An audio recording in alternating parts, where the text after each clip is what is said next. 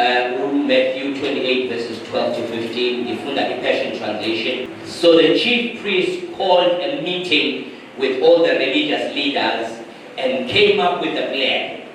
They bribed the guards with a large sum of money and told them, "Tell everyone, while we were asleep, his disciples came at night and stole his body.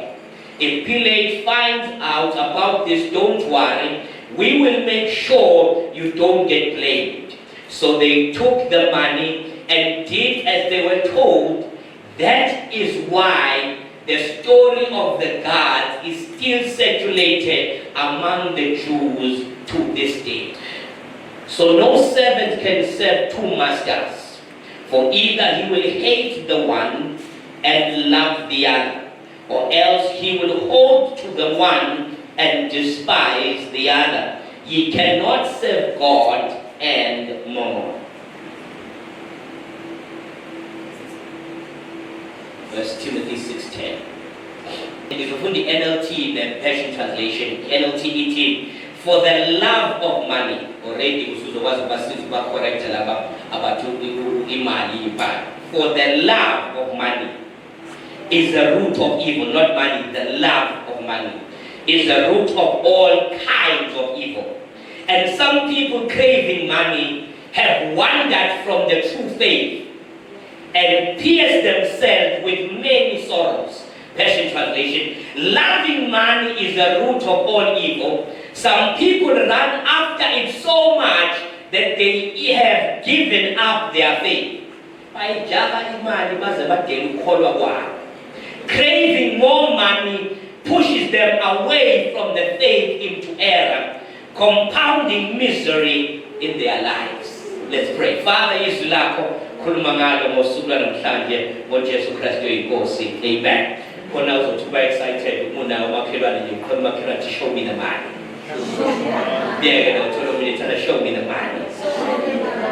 In subtopic yami izothi the power of money through the lens of the word of God. Amanda imali siwabheka ngezwi likaNkulunkulu. The power of money through the lens. So lesi story sesifundile ubaba uMsweni ke wasifunda during iPhasika ukuthi ngesikhathi uJesu resurrected amasosha esehambe yokukhulisa report ukuthi ayibo sisethi lo muntu akasekho. Kwase kuhlanganiswa a meeting kwaba khona a plan ehlanganiswayo and the plan yabizwa ama-priest ahlangana nawo wonke ama-religious leaders ase ehlanganisa i-plan athi nizothi uJesu akavukanga kodwa uJesu ufika abafundi bakhe basintshontsha isidumbu bahamba naso. Lithi ke iBhayibheli they bribe the guards with a large sum of money. So bakhipha izizumbulu zemali batshela amasosha ukuthi nini into enzoyenza obewabuza ngoKristu Jesu akavukanga utshontshiwe. And bese lithi lesi story sahamba until now. Let's lie of ukuthi uJesu akavukanga kodwa uJesu wantshontshwa. Now uma ufunda ngoba uMatthew if you read the commentary ka John G. uJohn G uthi incwadi kaMatthew was written between 8 to 15 years after the ascension of Jesus Christ. So incwadi kaMatthew is bhalwe between 8 to 15 years after the ascension of Jesus Christ. So umethi ke lamanga aqhubeka until now, uthi aqhubeka until the writing of this book. So ngamanye amazwi lama lies ukuthi uJesu akavukanga kodwa uJesu wantshontshwa lasted between 8 to 15 years.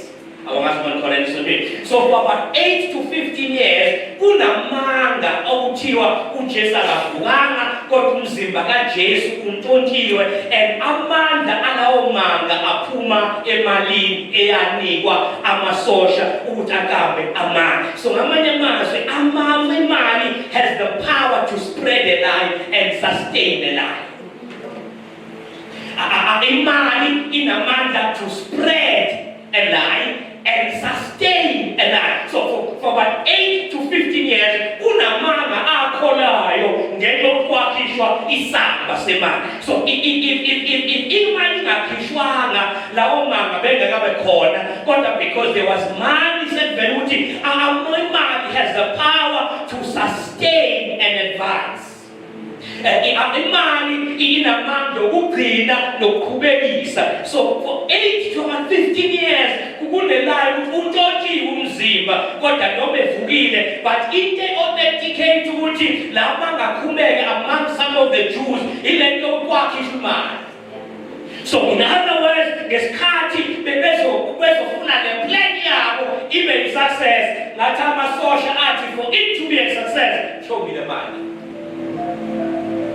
So imali then has the power to sustain and advance. But appel lapho imali ngabula mavesi ngesiwabukile siyabona ukuthi imali also has a spirit. Siyabona ukuthi imali is a revealer.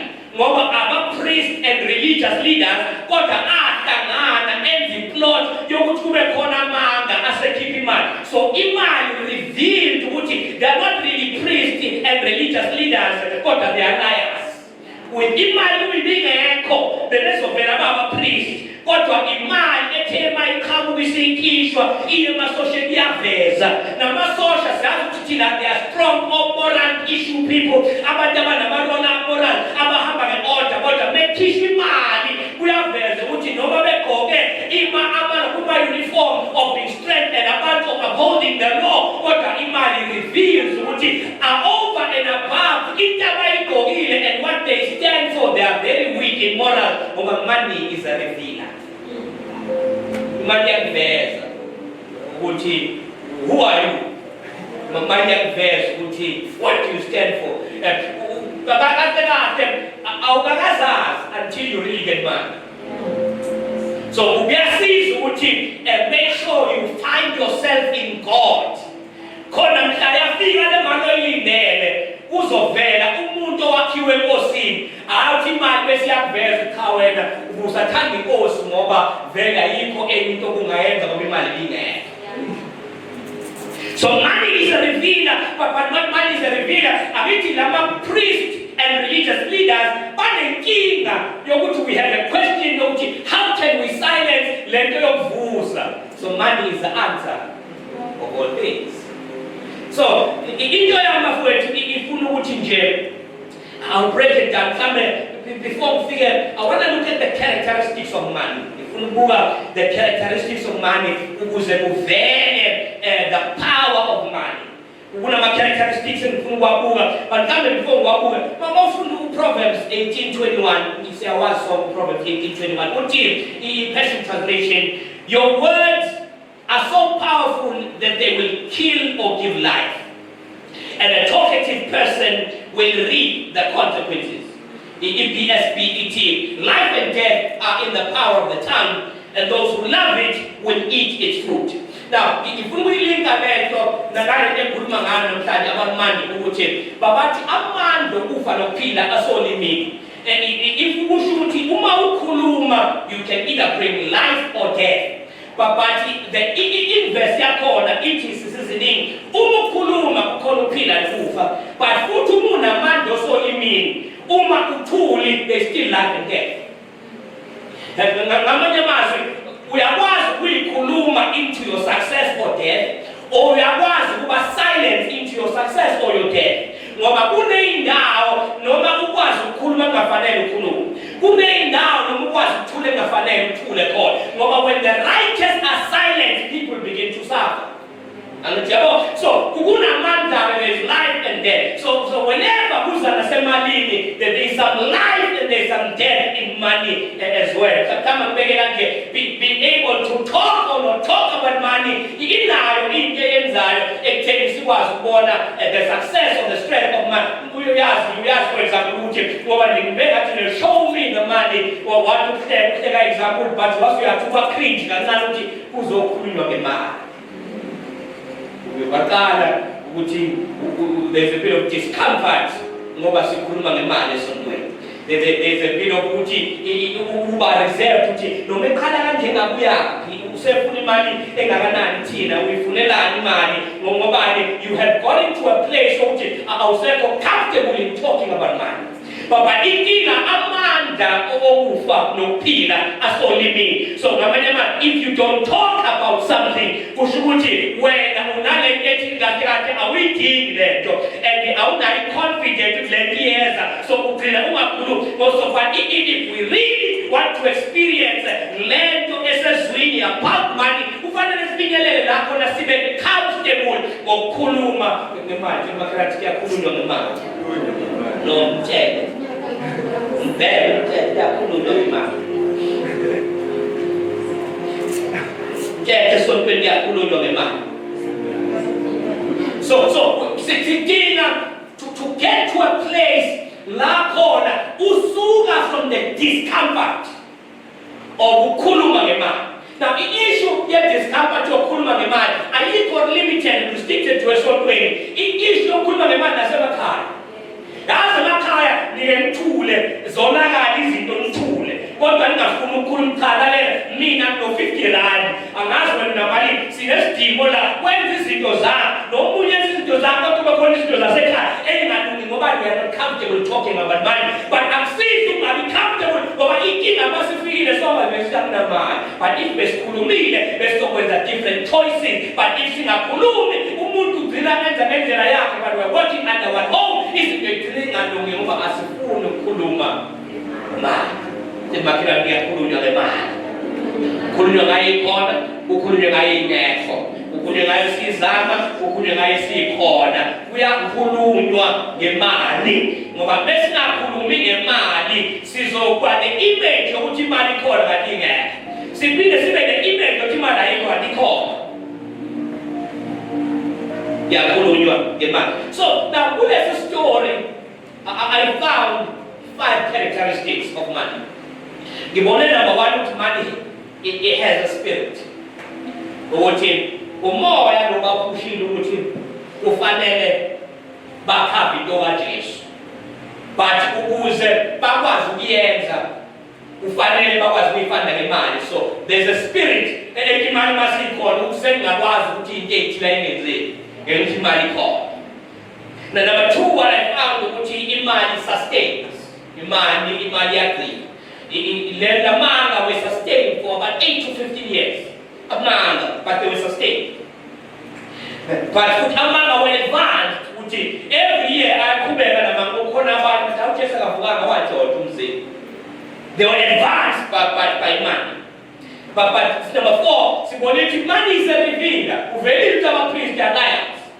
Kwavela ukuthi amasosha weak kodwa abantu laba ekwazi ama strength abantu aba strong kodwa masefika imali yavela babuthakathaka lapho ama strong endlela strong ngayo kwathi akucishe ngiye kosamukelo ngithi ungibona ulithele bese come with drink ngothi ayi weak money is a revealer. Yabo money is a revealer. Uyacabanga ukuthi umuntu okomthetho umuntu of law kodwa get drink. Money reveals. Ukuze uthole ukuthi iningi lipendeka kabi ngoba baningi who have the uniform but a weak. I-uniform of strength isosha bafowethu. Kodwa wathiwa nje nasi samba abanakhulekana sokuvuma sokhamba mama. Wathi wathiwa noma uPilatu angathi khona azokwenza mina eqhathini sonikhulumela. Bazi kahle ukuthi the penalty of this life is death. Kodwa bathi we are willing to lie. Ngenxa yamali. Money. If you are not strong enough, money will reveal who you are. You are not strong enough. It's about time money will show. Kuna abanye bethu about humble, we are not humble, we poor. Kuna abantu abathobekile bathweni. Mhla yangena imali zombona umuntu akazathobeka. In the situation ayekuyo, but once money can find their desires, uyababona. Abantu bazulu khona badala ukuthi uyafuna ngoba uyakwazi. Usafuna ukulungisa ngoba mhla wathola imali, wena uyahamba usuyodroba ngesonto.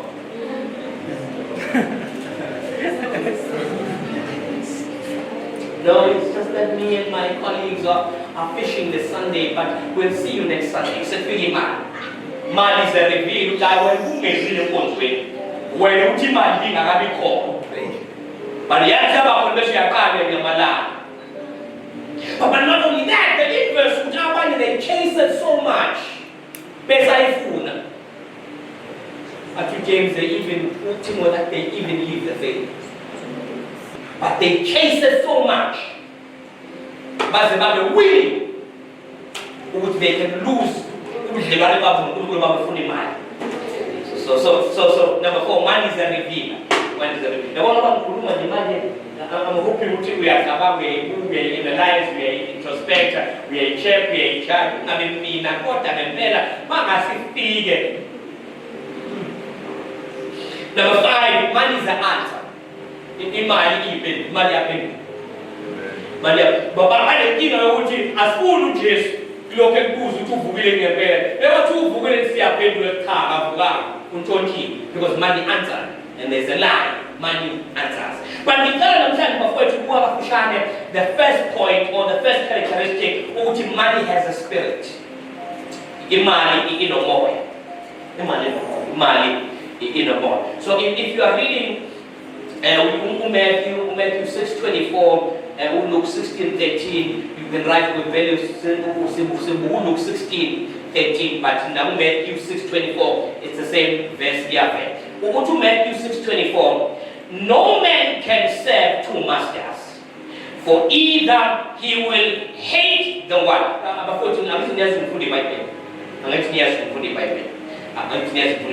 So I'm one of them that the funda the Bible. Meaning to say clarify logo pali, but no man can serve 2 masters, for either he will hate the one. That's the strong income. We are going to lose your son and love the other, or else he will hold to one or despise the other. Ye cannot serve God and mammon. As for Luke 16:13, with Passion Translation, was a series of now no mammon family as well. It is impossible. What are Wednesday? What are Wednesday? Lithi Bible akwenzi. Ungazama para kwenzi. Ungazama para kwenzi. Ungazama ukubona ukuthi uyakwenza kodwa akwenzi. So uthi it is impossible for a person to serve 2 masters. Awukwazi ukukhonza amakhosi amabili. Ungabona ukwenza wena uthi uyakwenza kodwa akwenzi. So, by actions, but order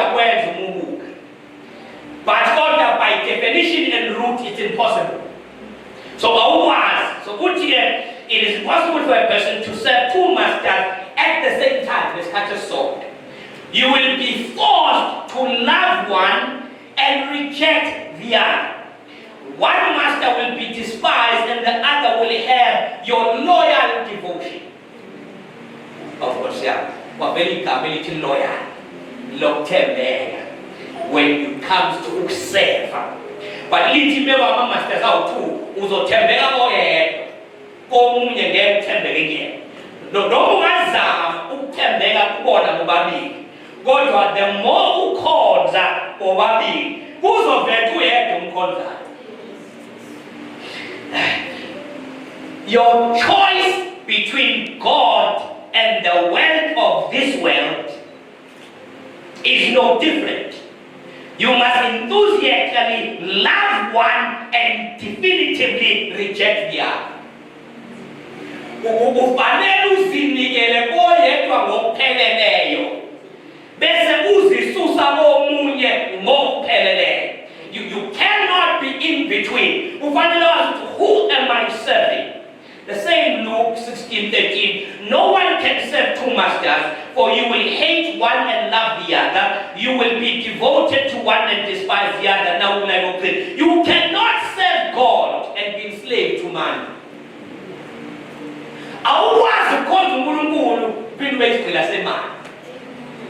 Now,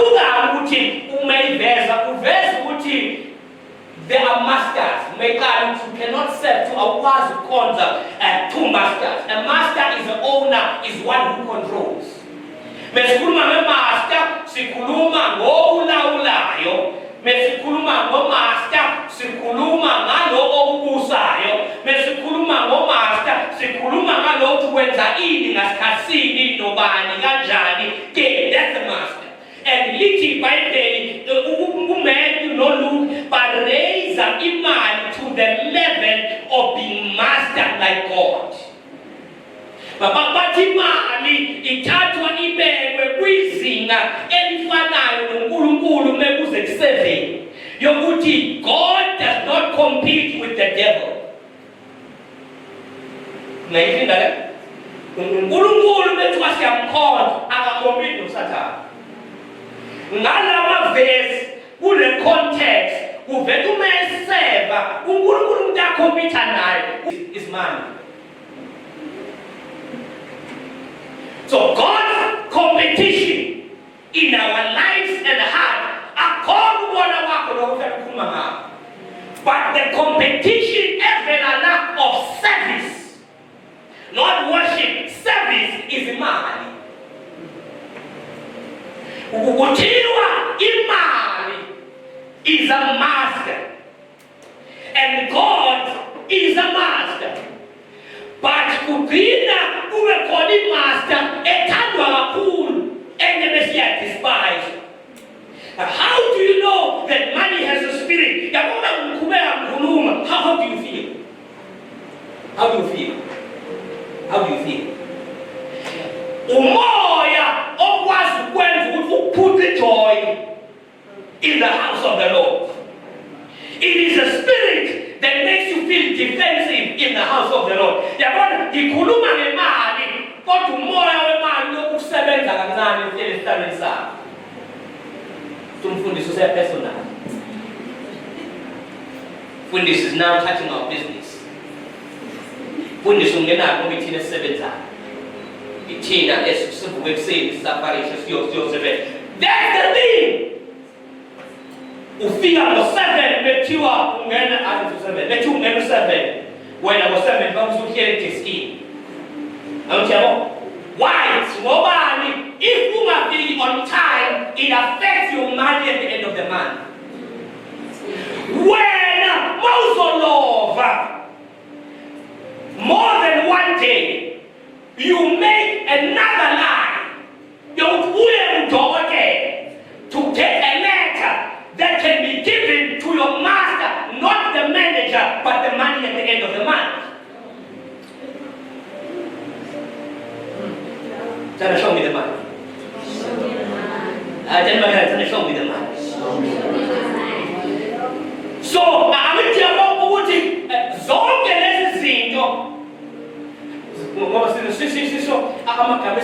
it's only a white lie. A lie is a lie. A lie is a lie. So, she was create stories. The question is, which master are you serving? The question then becomes, where do master omkhonzayo? Ukhonza imali kodwa uyimboze ukuthi ukhonza uJesu. But imali yona enesu elikhulu kuwe ngaphezulu kaJesu. uJesu uyakwazi ukufuna something financial uthi no. Imali yakwazi ukufuna isikhathi sakho ukuthi yes.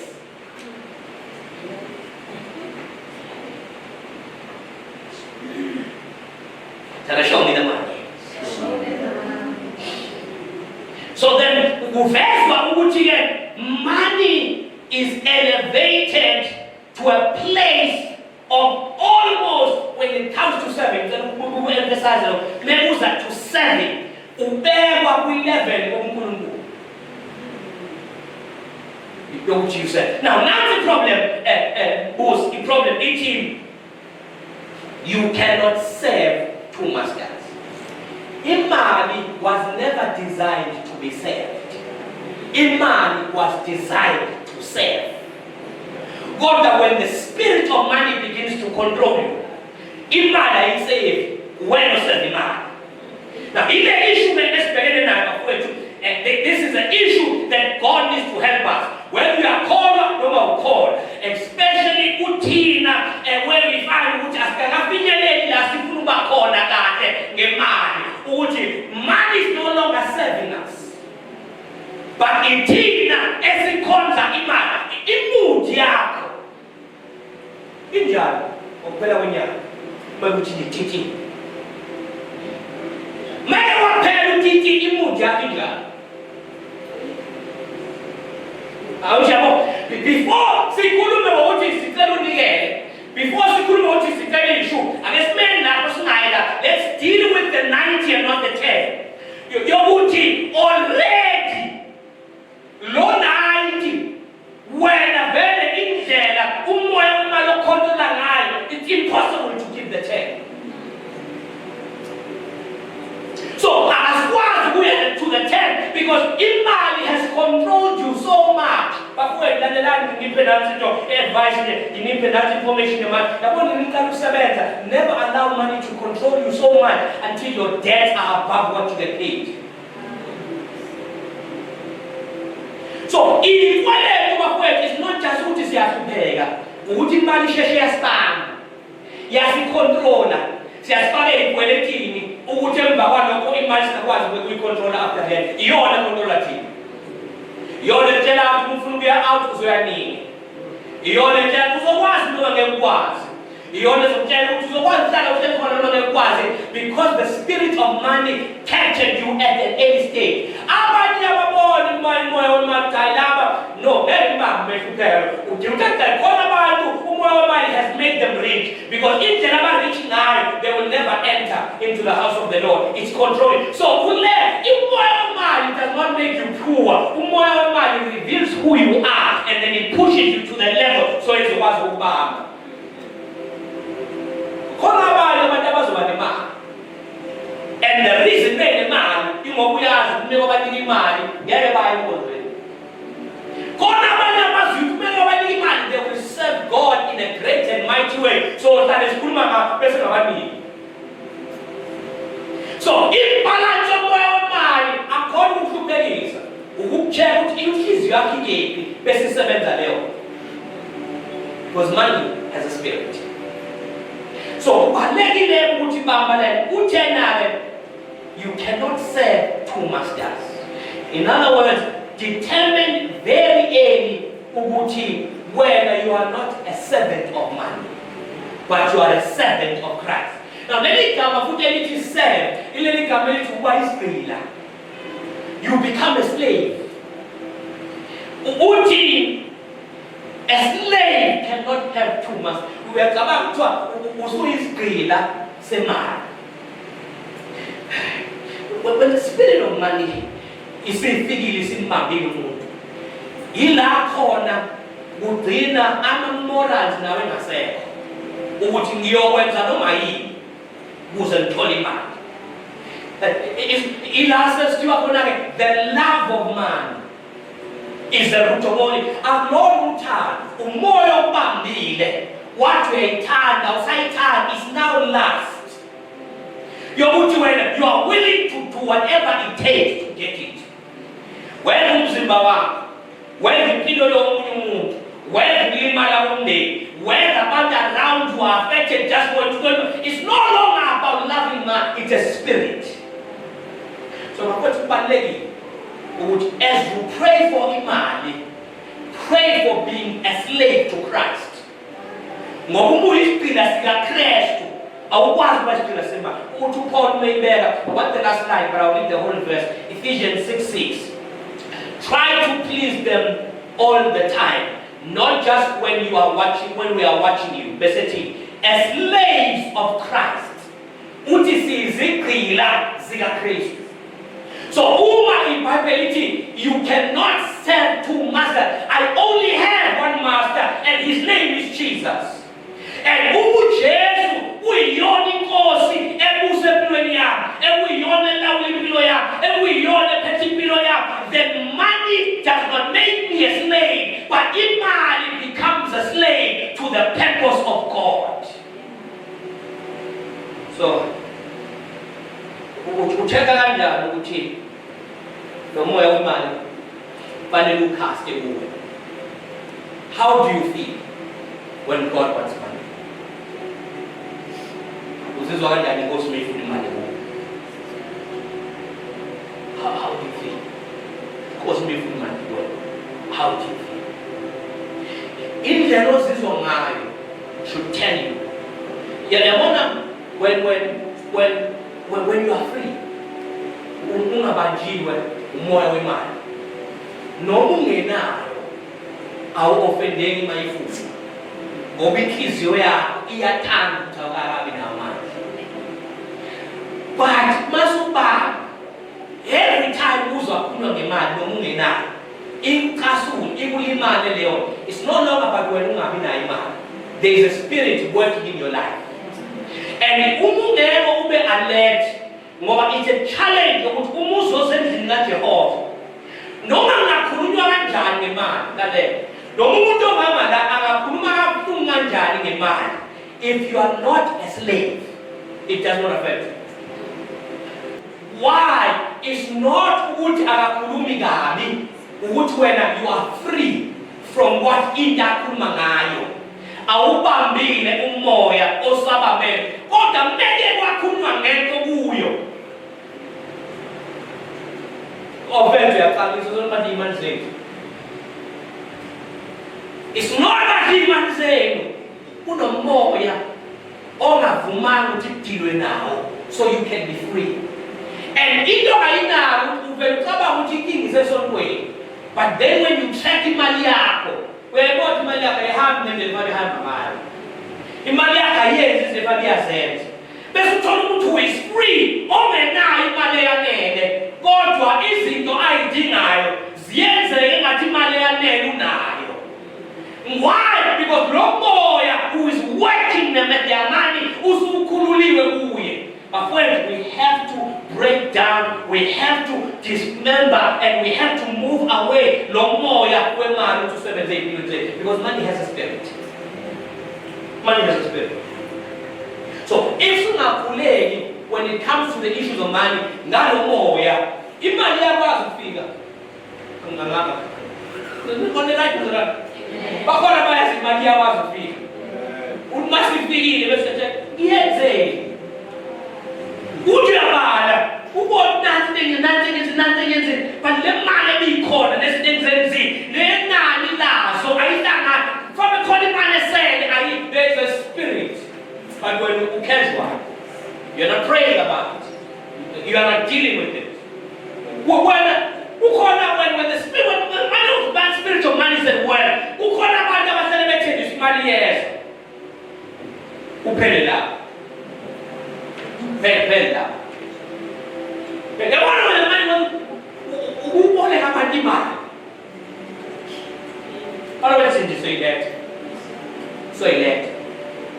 It's not utabanayo. The spirit at work is making sure so if Sizobanjalo offended when it comes to money, sijabulisa umoya. And noma sijabulisa umoya, umoya is on the short, he keeps us where we are. But I'm asking about the spirit of money is breaking over my life. The spirit of money is breaking over my life.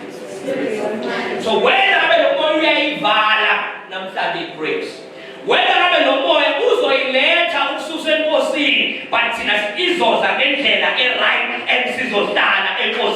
we shall be wealthy and we shall be rich for the glory of the Lord. So in I used to push you away from God, but in he has a show that we shall serve the purpose of the Lord, and the spirit of money has no hold over us. I am a slave to Christ. So all the resources that are coming are slave to the kingdom of God. All the money that is coming is a slave to the kingdom of God. What do mean now? Maybe optional. Ngokudlelwane bami noKristu neposition yami kuKristu ngiyafika ngiyasuka kuye. So if you can deal with the spirit of money, you can deal with what money can reveal. Ukuba lamasosha ayesekhululiwe emoyeni wemali ayizothi noma ndingayikhipha. Okay, can I push it even further?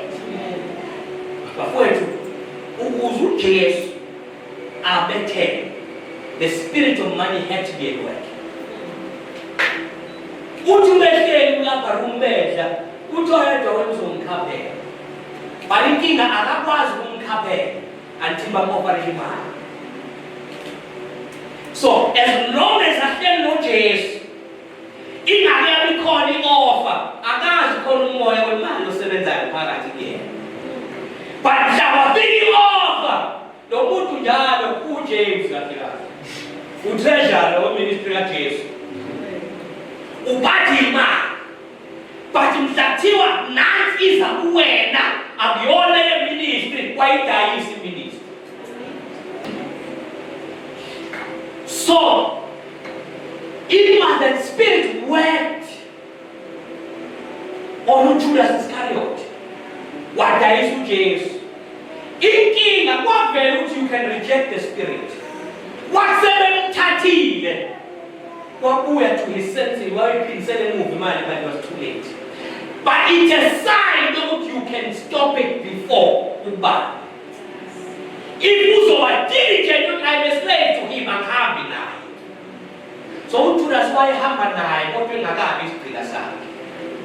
Ukuhamba noJesu, uJesu engakabunjwa kuwe, ukwenza ube susceptible to the spirit of money. Mhlawumbe ufika imali yashintsha indlela yokwenza mali. So now, into ithi you have to work yourself so much kuKristu azakwazi uku-elevate to the level ngoba uyazi ngeke umbetray. Abanye bethu uyazi ngosudala. Bengamuthi awuhambe. So the first thing I wanted us to look at, which is characteristics and honor, money has a spirit. And finally, sithandaza and pray away that spirit. As soon as we move.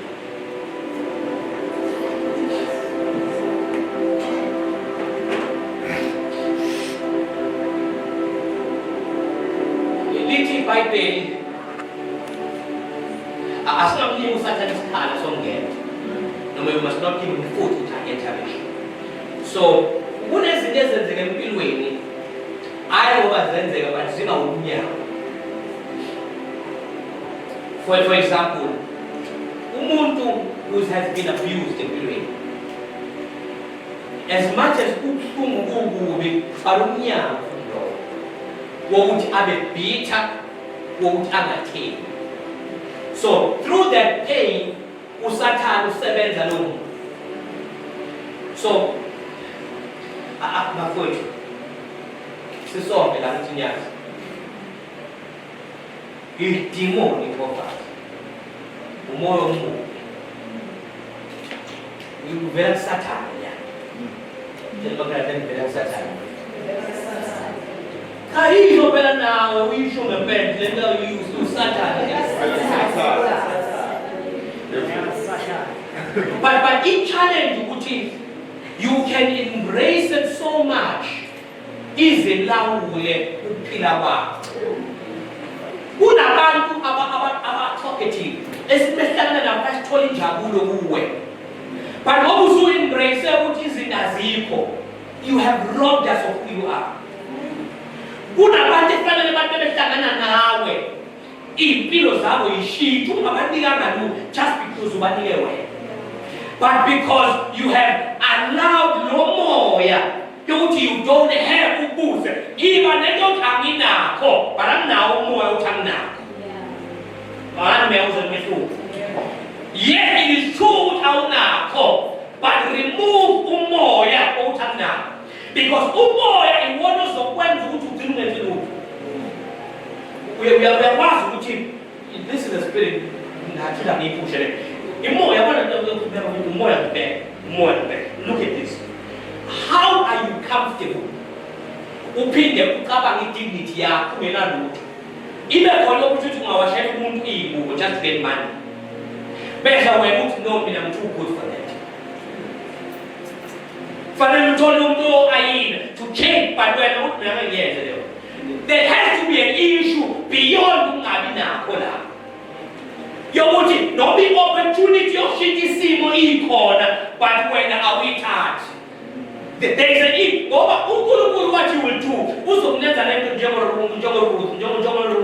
uRuth umefika eBethlehem Jude. Into yokuqala wayenza waqale wakhothoza.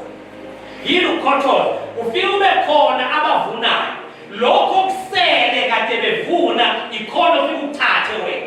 But she was not proud ukuthi ngeke khothoza. She was willing to khothoza. Ngesikhathi ekhothoza uBoaz wangababuka bonke because even though she did not have a spirit of not having.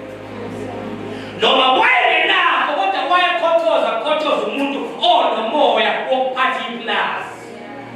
Wathi umnikazi membone wangabona ukukhothoza wabona umoya phezu kwakhe. So mawuloke nawe ungenzi lutho asigcine singakhothoza lutho sibona umoya ophezu kwakhe.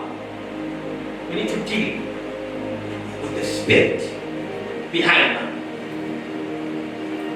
Ingayeza in a positive way, noma is in a negative way. But we must be discerning. Ngoba kunabantu ozobona be-attracted bekupha izinto uzuthi the grace of the Lord is upon me. That the spirit of man that is working to pull you away. Ugcina uchase lezi zinto zikususe enkosini. Ngoba usathane bafethu unayo imali. Akazi abantu abasathane yahlukene. But he allocates to be opinion down what best suits you. Ukuthi ngikusebenze naye. Spirit of God. Sibala method.